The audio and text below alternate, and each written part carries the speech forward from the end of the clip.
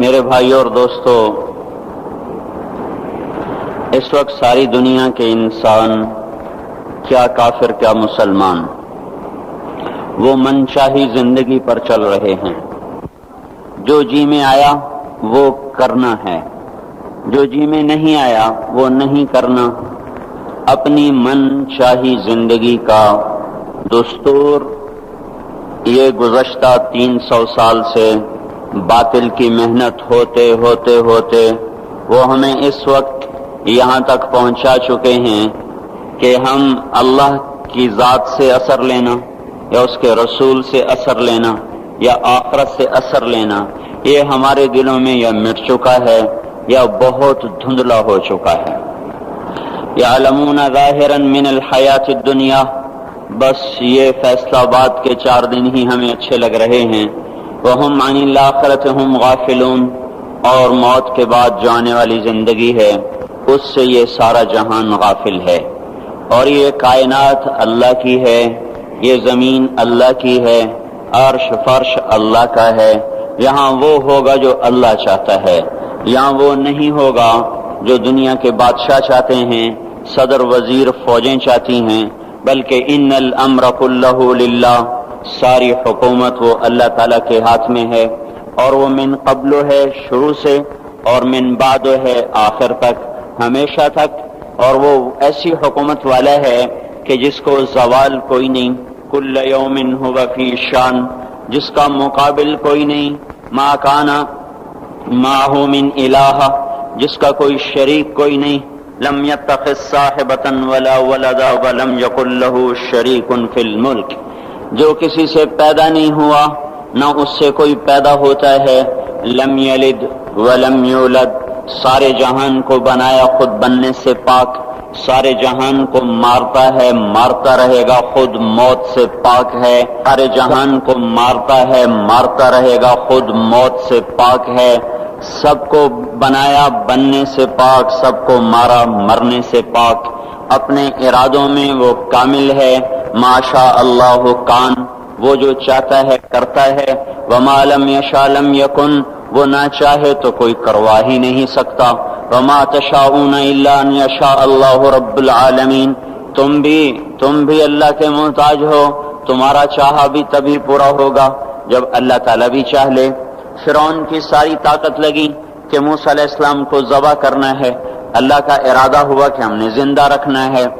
ایک اتنی کثرت سے بچے قتل ہوئے کہ اس کی اپنی قوم نے کہا تو حکومت کس پہ کرنی ہے، 1 سال چھوڑو 1 سال مارو۔ جس سال چھوڑتا تھا اس سال ہارون علیہ السلام اللہ نے پیدا فرمائے، جس سال قتل کرتا تھا اس سال موسیٰ علیہ السلام کو اللہ تعالیٰ نے پیدا فرمایا، حالانکہ اس کا عکس کرتا تاکہ معاملہ آسان ہوتا، لیکن اللہ کی قدرت کو کون جانتا۔ پھر ایسا نظام چلایا کہ اس کو پانی میں ڈلوایا، پانی سے فرعون کے دربار میں پہنچایا۔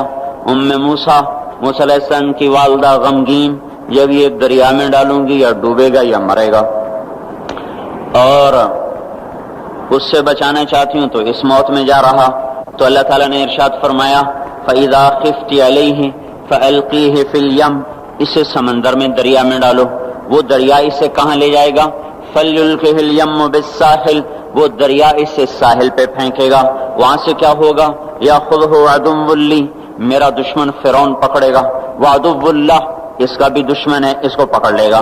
تو موسیٰ علیہ السلام کی والدہ کے جی میں آیا، یا اللہ جس سے بچانا ہے وہی اس کو پکڑے گا تو یہ بچے گا کیسے، وہ تو اس کو دیکھتے ہی ذبح کرے گا۔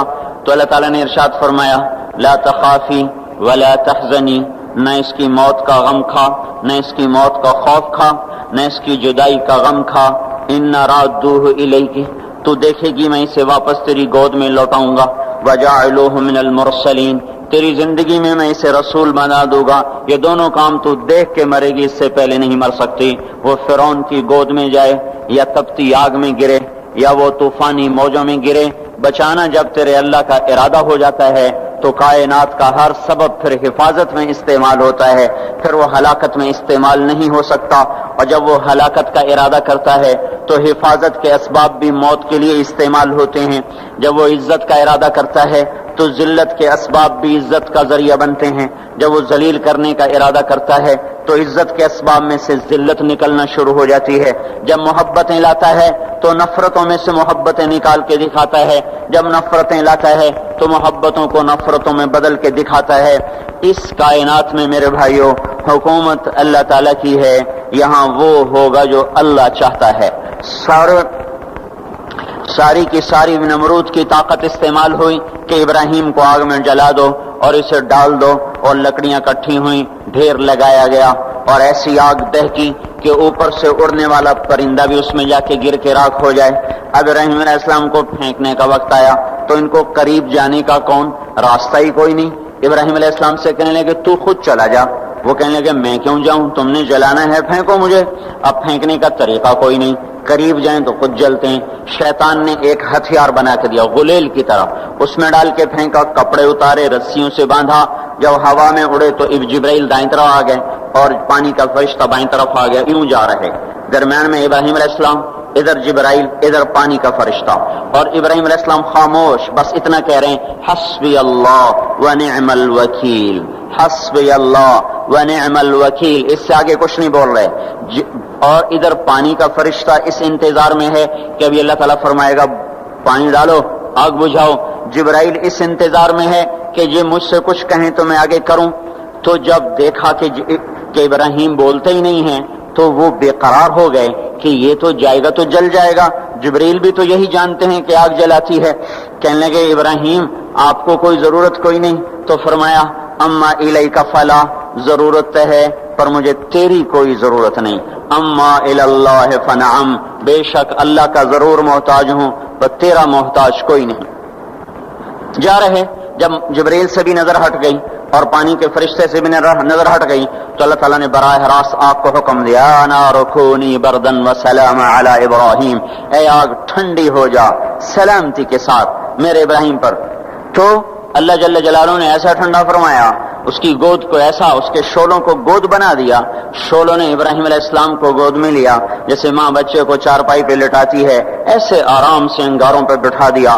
آگ کو شفاف بنا دیا، یہاں تک کہ ابراہیم علیہ السلام کا باپ آزر جو جانی دشمن اور قتل کے در پہ، جب اس کی نظر پڑی تو اس کی زبان سے بھی بے ساختہ نکلا نعم الرب ربک یا ابراہیم، اے ابراہیم تیرے رب کے کیا کہنے، کیا ہی زبردست ہے تیرا رب. میرے بھائیوں